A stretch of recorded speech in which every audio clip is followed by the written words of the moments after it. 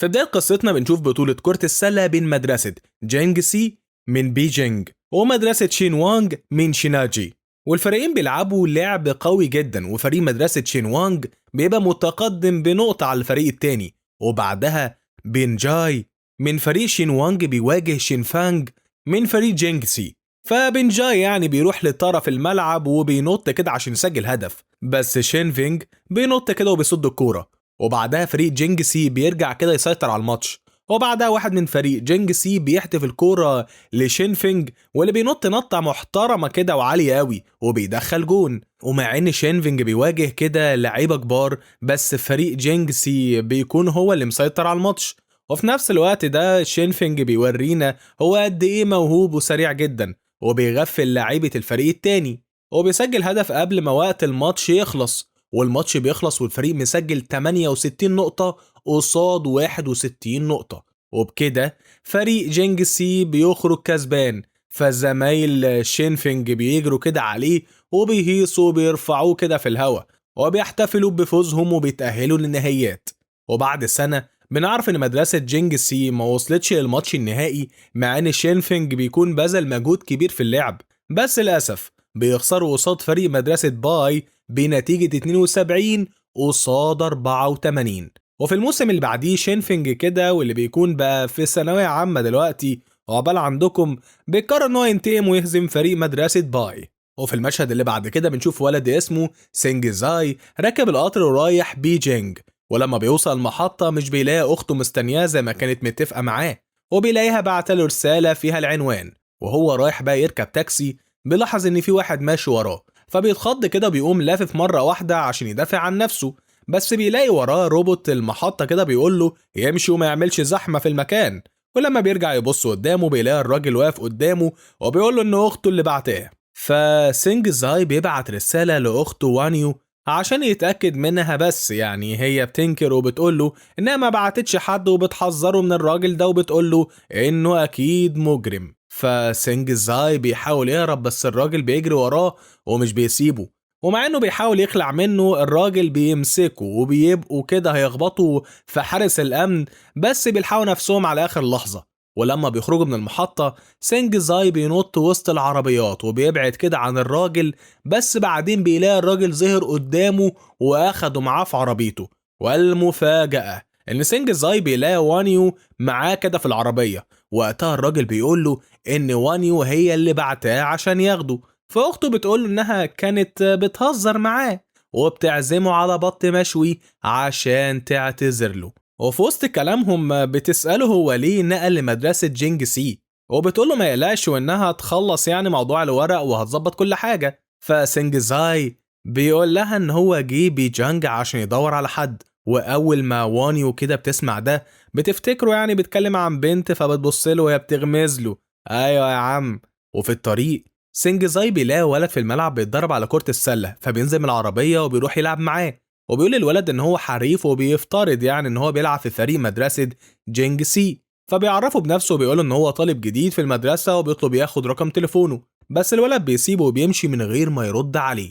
وبعد كده لما سينج زاي بيوصل البيت بيطلع كورة من شنطته وبيحطها على الرف، وبعدها بيفتح اللابتوب وبنلاقيه حاطط صورة خلفية لعيبة فريق مدرسة جينج سي، ومن ضمنهم شي فانج.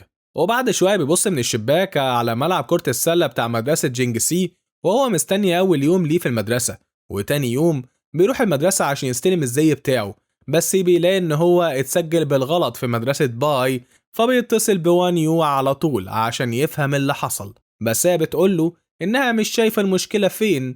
وفي أول يوم ليه في المدرسة بيقابل طالب اسمه شينكوان، وبعد ما بيشوفوا طلبة مدرسة جينج سي بعد ما ريحوا يعني شينكوان بيفكر في خطة يخلعوا بيها من التمرين، فبيعمل نفسه فائد وعي وكده، وسينجزاي بيعمل نفسه اتخض، وبعدها بينطوا كده من فوق السور عشان يتفرجوا على لعيبة مدرسة جينج سي وهم بيتدربوا، وبيتفاجئوا لما بيلاقوا واحد من طلبة مدرسة باي الشباب بيتنمروا عليه. فسينجزاي وشينكوان مش بيقدروا يتحملوا المنظر، فبينزلوا يلعبوا مع الشباب. وفي وقت الماتش سينجزاي بيعجبه لعب شينكوان مع انه مليان حبتين، وبعدها سينجزاي بيسأل إذا كانوا اللعيبة يعني الرئيسيين في مدرسة جينجسي، وبيقول كمان إن هو يعرف الولد اللي وصل المدرسة للنهائيات في ماتش الموسم اللي فات. وبعدها سينجزاي بياخد الكورة وبيجري بيها وسط اللعيبة. هو بيفتكر زمان وقت ما شين فينج علمه إزاي يلعب كرة سلة، فبيوري الشباب حرفنته في اللعب وبيبهر الكل بحركاته اللولبية. وبعد كده بيقول لهم إنه هيزعل قوي لو لقى الفريق بيلعب وحش. وبعدها الماتش بين التلاتة لعيبة من مدرسة باي ومدرسة جينجسي بيبدأ يقوى. وفي الوقت ده بنت اسمها لوليو من مدرسة باي بتصور الماتش، وسينجزاي بياخد الكرة وبيحدفها لشينكوان، واللي بياخدها وبيقعد يرقص بيها قدام خصمه لحد ما بيرميها لسينجزاي تاني، واللي بياخدها وبيسجل بيها هدف. ومهما لعيبة فريق جنجسي بيحاولوا يعني انهم ياخدوا منهم الكورة، سينجزاي مش بيديهم اي فرصة. هو بياخدها منهم وبيبصيها كده لشينكوان، واللي هو كمان بيسجل بيها هدف بالمناسبة يعني. وطول الماتش فريق مدرسة باي بيقعد يسجل في أهداف، بس سينجزاي بيخبط كده ليو بالكورة كده في دماغها بالغلط، وده بيخلي موبايلها يقع منها، فبتقعد تعيط طبعا. بس قبل ما تتكلم الطلبة الكبار بييجوا ياخدوا سينجزاي وشينكوان وبيطلعوهم من المدرسة. وتاني يوم شينكوان وسينجزاي بيقعدوا في حوش المدرسة وبيتفرجوا على الطلبة اللي بيعلنوا عن النوادي بتاعتهم. وشينكوان بيتضايق لما بيلاقي ان مدرسة باي بتفضل المجهود عن الموهبة، وبيلاقوا معارض كتير لنوادي الكونفو والنوادي الكوميدية والتمثيل والذكاء الاصطناعي، وبياخد باله ان مفيش نوادي رياضية خالص. وبعدها بيلاقوا بنات كتير بيجروا على شاب وسيم اسمه يومو، وسينجزاي أول ما بيشوفه بيلاقي نفس الولد اللي قابله في الملعب وقت ما كان لسه واصل بيجينج. وبيكتشفوا إن يومو يعتبر عبقري المدرسة. وفي المشهد اللي بعد كده سينجزاي بيبقى بيكلم أخته على الغلط اللي حصل، وهو بيقول لها إن هو كان عايز يروح مدرسة جينج سي، بس وينيو شايفة إن المدرستين زي بعض وما فيش فرق يعني. وبعد ما بيقفل معاها ليو بتيجي كده وبتوريه تليفونها اللي اتكسر، فسينجزاي بيحاول يعتذر لها، بس ليو بتطلب يعني منه تعويض، اهم حاجة الفلوس. فبيشرح لها ان هو كان بيتخانق مع اخته على موضوع تحويل المدرسة اصلا، فمش هيقدر ياخد منها فلوس دلوقتي، بس بيوعدها ان هو يدفع لها الفلوس في خلال يومين. بس هي بترفض وبتهدده بانها هتقابل اخته وهتقول لها اللي حصل. فسينجزاي بيحاول يشرح لها انه مش هيهرب يعني، وهيديها الفلوس بنفسه كمان 3 ايام بالكتير. وقتها ليو بتفتكر هو قد ايه كان حريف في لعب كرة السلة، فبتعرض عليه انها تتغاضى عن الموضوع لو سينجزاي انضم لنادي كرة السلة. والمفاجأة ان شينكوان ووينجهو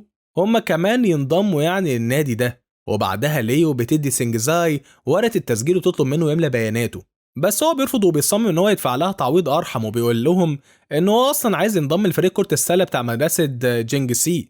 في اللحظة دي يا معلم ليو تتعصب على الاخر وتتخانق معاه عشان بيتكلم عن مدرسة جينجسي وهو في مدرسة باي. هو بتقوله انها بتكره مدرسة جينجسي جدا لان معظم يعني الوقت كانت بتهزم مدرستهم. وحتى بعد ما بيعرف الخلافات اللي كانت حاصلة بين المدرستين بيفضل رافض الموضوع وبيكون عايز يمشي، بس ليو بتحاول تقنعه يفضل معاهم هنا على أمل إن هو يرجع لنادي كرة السلة مجده في مدرسة باي. بس للأسف سينجزاي بيفضل مصمم على قراره وبيقول لهم إنه هيمشي من المدرسة دي كمان يومين، وبيسيبهم هم يرجعوا بقى المجد والهبل ده مع نفسكم بقى يا حبيب قلبي. وبعد كده هو راجع البيت بيشوف يومه وهو بيلعب في النادي لوحده، فبيروح له كده وبيعتذر له على سوء التفاهم اللي حصل وقت ما افتكره بيدرس في جينجساي. وبيقول ان هو ناوي ينقل لمدرسة جينجساي، وبيقول له انهم بعدها يعني هيبقوا اعداء، بس برضه يومه مش بيرد عليه وبياخد حاجته وبيمشي بعد التمرين. وتاني يوم في المدرسة شينكوان بيعلم وونجهو ازاي يلعب كرة سلة، وليو بتقعد تتفرج عليهم وهي زعلانة ان 2 بس اللي انضموا للنادي. وبعد شوية جونسون رئيس مجلس مدرسة باي بتيجي، وشينكوان من اول ما بيشوفها عينيه بتطلع قلوب. ما بالراحة يا جدع في ايه؟ فجونسون بتدي شوية أوراق ليو وبتبارك لها على فتح نادي كرة السلة، وبتقول لها كمان إن في ماتش ودي هيتعمل قريب مع فريق مدرسة جينجسي، وبتسألها عن أخبار التمرين. فليو بتكذب عليها وبتقول لها إن كل حاجة جاهزة وزي الفل. وشينكوان بيحاول يبهر كده جونسون وبيوعدها إن هو يلعب كويس في الماتش ده، وجوانسن بتبتسم وبتقول له إنها مستنية تشوف لعبه في الماتش. وتاني يوم سينجزاي وشينكوان والليو بيروحوا كده مدرسة جينسي وبينبهروا بالأنشطة اللي في النوادي الرياضية وبيلاقوها حيوية جدا مقارنة باللي موجودة في مدرسة باي. وبعدين بيبصوا على لوحة التوجيهات عشان يدوروا على نادي كرة السلة. وفي الوقت ده سينجزاي بيسرح مع نفسه عشان بيلاقي لاعب من لاعيبة فريق كرة السلة وبيروح وراه. وبعدين بيلاقي نفسه في مبنى الرياضة وبيخبط كده في واحد من اللاعيبة بالغلط وبيفتكروا شينفينج. وفي اللحظة دي ليو وشينكوان بيلاقوا كده ملعب كرة السلة وبينبهروا على الآخر لما بيشوفوا نظافته وإمكانياته الرهيبة. وشينكوان بيجري يجرب يعني الأجهزة اللي موجودة وبيلعب بيها، ولما ليو بتشوفه بتقوله ما يستخدمش الحاجة بتهور. وبعدها بيلاقي أوضة الخزانة بتاعة فريق كرة السلة، فبيدخلوا يعني يبصوا على الأوضة في الخباثة. وليو بتتفاجأ لما بتشوف الحيطان مليانة خرايط ومعلومات عن كرة السلة، وبتنبهر بالتخطيط المفصل اللي مرسوم على السبورة. وبتعرف ان الخطة دي معمولة للاعب الرئيسي وان باقي اللعيبة مطلوب منهم انهم يساعدوا اللاعب رقم 9 عشان يسجل اهداف. وبتفهم ان الخطة دي محتاجة مهارات عالية وبيبقى عندها فضول تعرف مين هو اللاعب رقم 9 ده وايه اللي فيه مميز يعني ومخليه جامد قوي كده. وفي الناحية التانية سينجزاي بيقابل اللاعب رقم 9 سوهاو، وهو بيستغرب وقتها عشان كان فاكر ان الرقم ده بتاع شينفينج، بس سوهاو بيحذره وبيقول له ما يقولش الاسم ده قدامه تاني. وبعد ما بيعرف ان سينجزاي مش طالب معاهم هنا في المدرسة بيقول له ياخد بعضه ويمشي بالذوق، بس سينجزاي بيرفض وبيسأله هو ليه مش عايزه يعني يقول اسم شينفينج، وبيقول له كمان ان هو جاي هنا عشان يتفرج على شينفينج وهو بيلعب. فسوهاو بيقول له ان شينفينج ما يستاهلش ان هو يلعب في فريق مدرسة جينغسي. وفي الوقت ده باقي اللعيبة بيعرفوا سينجزاي هو بيفتكر ان هو كان نفس الولد اللي كان بيلعب معاهم المرة اللي فاتت، بس هو بيطنشهم وبيرجع كده يسأل سوهاو عن شينفينج. فسوهاو بيقول عليه ان هو عيل فاشل وما يقدرش يتحمل مسؤولية. ولما سينجزاي بيسمع ده بيتعصب جدا، فبياخد الكرة من سوهاو وبيتحداه. وفي غمضة عين يا معلم الخبر بينتشر والكل بيتلم عشان يتفرجوا على مواجهة سينجزاي وسوهاو. فسوهاو بيحدف له كده الكرة وبيقول له يبدأ هو. فسينجزاي بيسجل هدف على طول، ولما بيجي دور سوهاو بينط لفوق كده وسينجزاي بيتفاجأ لما بيلاقيه بيسجل هدف من بعيد وبيحقق نتيجة أعلى. ولما سينجزاي بيحاول يجري بالكورة سوهاو بياخد الكورة منه بكل سهولة وبيسجل هدف تاني من بعيد. وسينجزاي بيلاحظ ان سوهاو جسمه مساعده يعني يدخل الكرة من بعيد، فسينجزاي بياخد الكرة من تاني وبينط عشان يسجل هدف، بس سوهاو بينط أعلى منه وبياخد الكرة وبيدخلها هو. وفي الوقت ده يا معلم في أوضة الفريق ليو بتصور كل المعلومات اللي موجودة على الحيطة، وشينكوان بيتوتر لما بيلاقي ان واحد اسمه هان واقف ورا ليو، ولانه يعني معرفش هما مين بيفتكرهم طلبة جداد، والليو بتقوله انهم طلبة جداد فعلا وانهم تبع جريدة المدرسة.